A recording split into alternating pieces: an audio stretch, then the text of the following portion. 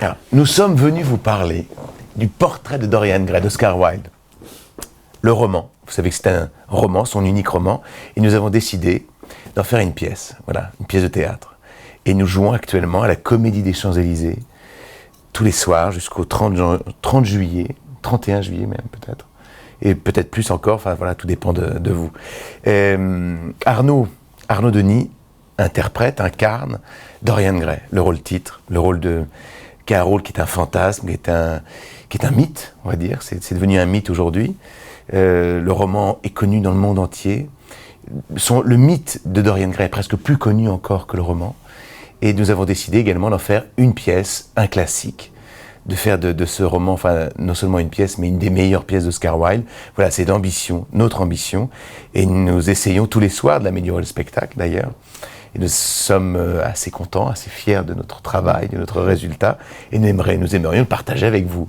Et Thomas Le Doirec joue donc Lord Henry, le rôle de Lord Henry, qui est un petit peu le démon dans cette histoire, un petit peu le Faust qui va tenter Dorian. Voilà, c'est qu'on est un peu un tandem dans le spectacle. C'est-à-dire que moi je suis la mauvaise conscience, en fait, de Dorian. Oui, mais ça tu le fais très bien, c'est vrai. Voilà. Tu fais très bien les mauvaises consciences. Oui. Je suis ta pardon. Oui, merci, je prends toute l'ombre, je l'aspire. Le portrait de Dorian Gray, c'est l'histoire d'une malédiction, hein, en quelque sorte on peut dire ça. C'est l'histoire d'un jeune homme, son ami Basil Hallward, que joue Fabrice Scott, il peint un portrait de lui, il y met toute son âme, et Dorian découvre, à travers ce que lui dit Lord Henry, que sa jeunesse et sa beauté ne lui appartiendra qu'une saison, le temps d'une saison. Donc il lui dit, profitez-en bien, ça ne durera pas. À partir du moment où Dorian découvre ça en lui, c'est un déclencheur terrifiant, comme une espèce de vertige. Il découvre qu'il n'est pas éternel et qu'il va vieillir.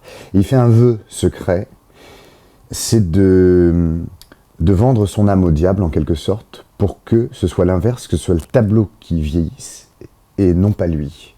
Et le vœu se réalise. Et à partir de là, il sombre dans une espèce de tourbillon de vices, et tous les mauvais actes qu'il peut commettre se répercutent sur le tableau, mais lui reste absolument immortel et absolument parfait. Donc c'est l'histoire en fait d'une âme damnée.